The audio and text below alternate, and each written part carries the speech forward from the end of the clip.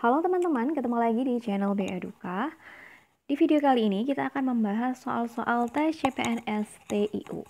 Sebelum kita lanjut membahas soalnya, bantu aku untuk subscribe, like, dan share video ini sebanyak-banyaknya. Soal nomor 1, berikut disajikan kata deduksi. Nah, kita disuruh mencari jawaban yang tepat antara opsi A sampai opsi D. Yang A induksi, B reduksi, C intuisi, D konduksi. Oke, kalau kita perhatikan dari opsi A sampai D ini tidak ada yang merupakan sinonim atau persamaan kata dari deduksi. Maka kemungkinan yang keduanya adalah antonimnya dari deduksi. Oke, kalau ada kata deduksi, berarti lawan katanya adalah yang induksi. Oke, jadi kata kunci dari soal nomor 1 ini adalah kita mencari antonimnya atau lawan kata dari kata yang ada pada soal. Nah, lawan kata dari deduksi adalah induksi. Oke, kita lanjut ke soal nomor 2. Padati titik-titik sama dengan kuda, kemudian pesawat terbang sama dengan titik-titik. Nah, untuk bisa mengerjakan soal semacam ini, maka kita harus mencari dulu kata hubung di antara dua kata yang sebelumnya. Nah, di sini yang menjadi kata kuncinya adalah kata pedati, kemudian kuda. Kira-kira hubungan yang tepat antara pedati dengan kuda ini apa? Maka nanti hubungan kata tersebut juga kita bisa gunakan untuk menjawab hubungan makna pada kata pesawat terbang. Nah, kalau kita cek secara seksama, pedati kuda. Pedati itu kan sama dengan halnya delman atau mungkin atau semacam kereta manual gitu ya, yang geraknya itu adalah ditarik sama kuda.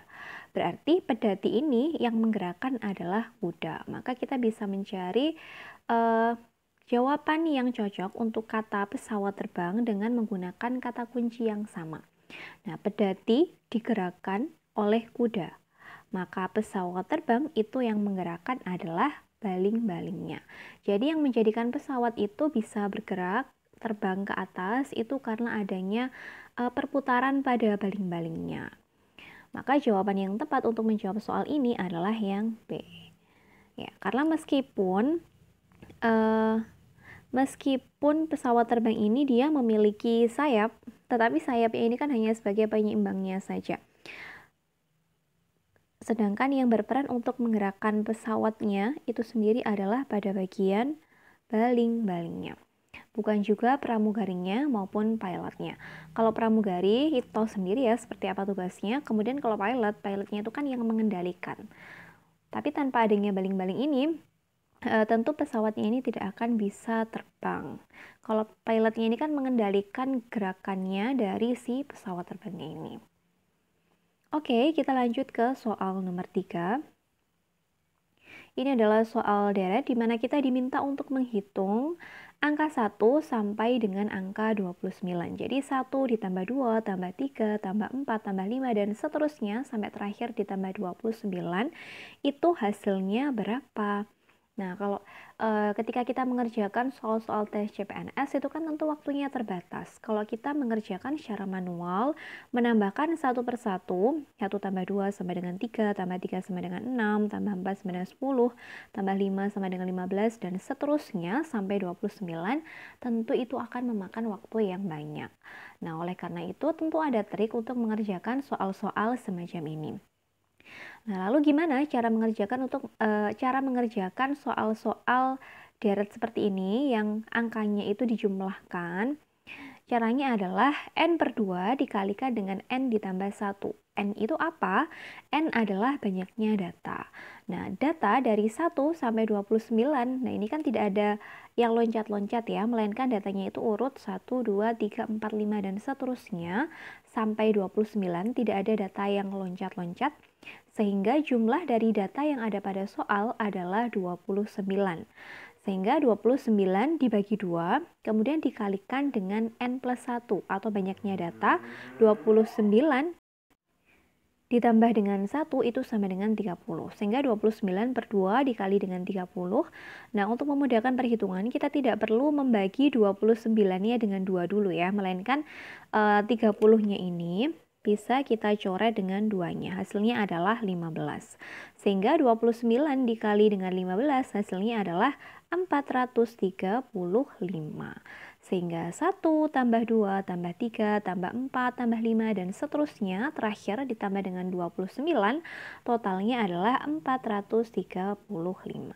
Jadi teman-teman tidak perlu menambahkan secara manual ya, melainkan gunakan rumus ini, n per 2 ditambah n dikali n ditambah 1.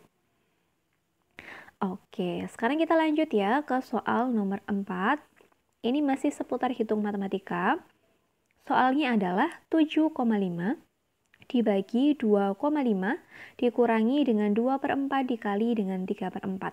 Nah, seperti yang kita ketahui, apabila ada tanda bagi, kurang, dan juga kali, maka yang kita dahulukan adalah pembagian atau perkaliannya dulu, kecuali kalau memang ada tanda kurungnya. Berarti yang dikerjakan terlebih dahulu adalah yang ada pada kurungnya. Nah, kebetulan pada soal ini yang dikurung adalah 2/4 dikali 3/4, sehingga kita kerjakan dulu 2/4-nya dikali dengan 3/4.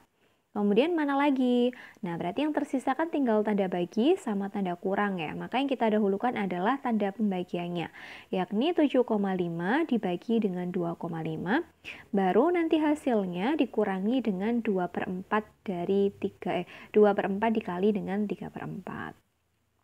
Oke, yang 7,5 ini mungkin untuk memudahkan perhitungannya, kita bisa ubah menjadi bentuk pecahan ya. 7,5 itu kan sama dengan 7,5 ya.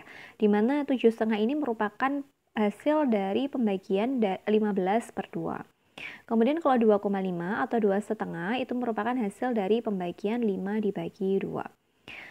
Maka 15/2 dibagi dengan 5/2, itu kan tanda baginya kita ubah menjadi bentuk kali ya, sehingga 15/2 dibagi 5 dikali 2/5. Ini bentuknya kan menjadi 15/2 kemudian dikali dengan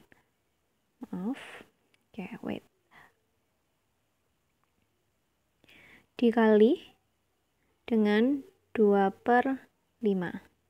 Nah, kita kan tinggal coret begini ya, 2 dengan 2, kemudian 15-nya dibagi 3. 15-nya dibagi 5 sama dengan 3. Jadi kita sudah dapatkan hasil utuhnya, yakni 3. Kemudian kita kerjakan yang ada di dalam kurung, yaitu 2/4 dikali dengan 3/4. 2/4 itu kan kalau kita sederhanakan sama dengan 1/2 ya. Maka 1/2 kita kali dengan 3/4 itu kan sama dengan 3/8. Nah, karena yang 7,5 dibagi 2,5 tadi, hasilnya kan sudah berupa bilangan bulat, yaitu sama dengan 3. Maka yang pecahan 3/8 ini kita ubah menjadi bentuk desimal, supaya lebih memudahkan perhitungan.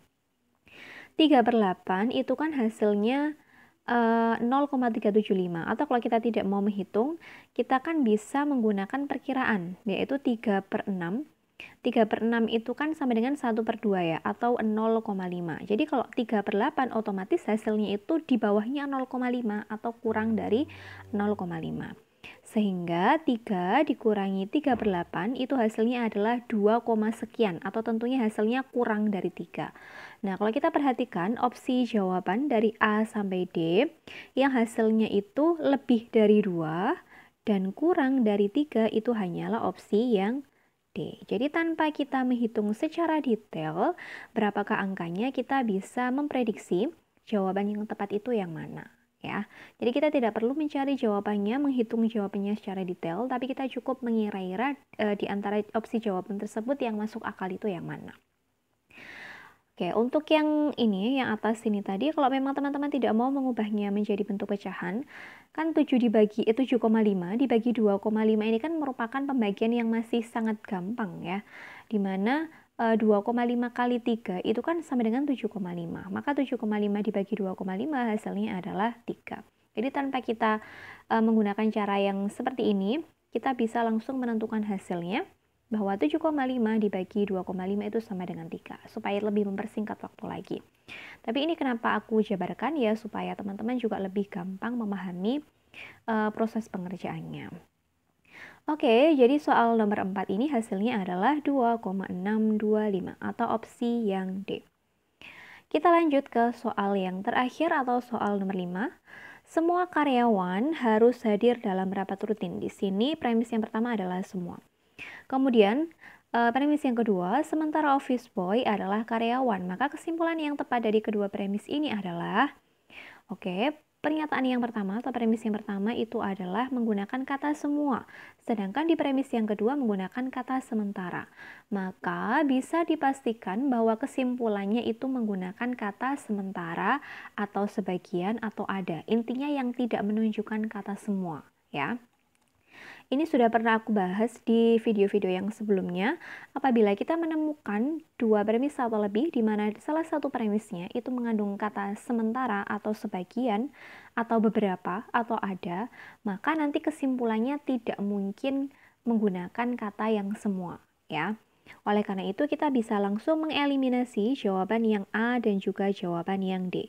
Sehingga jawabannya itu hanya antara opsi B dan opsi C. Ya, silakan teman-teman ingat-ingat apabila ada salah satu premis yang menggunakan kata sementara atau sebagian, maka kesimpulannya tidak mungkin semua, ya. Oke, sekarang kita cek opsi jawaban yang B dan juga C. Yang B, sementara peserta rapat rutin bukan karyawan loh. Office boy ini kan merupakan karyawan. Kok di sini malah dikatakan bahwa sementara peserta rapat rutin bukan karyawan? No, ya. Sedangkan yang C, sementara peserta rapat rutin adalah office boy. Oke, benar. Jadi sementara ini peserta rapat rutinnya itu adalah office boy karena office boy merupakan karyawan. Sedangkan semua karyawan itu harus hadir di dalam rapat rutin. Sehingga jawaban yang tepat untuk soal nomor 5 ini adalah opsi yang C, di mana sementara peserta rapat rutin adalah office boy. Oke teman-teman, demikian tadi pembahasan soal-soal tes CPNS TIU. Semoga penjelasan yang aku berikan bisa dipahami dengan baik oleh teman-teman, serta bermanfaat nantinya ketika teman-teman menjalani tes CPNS. Sukses buat kita semua, sampai ketemu di video yang selanjutnya.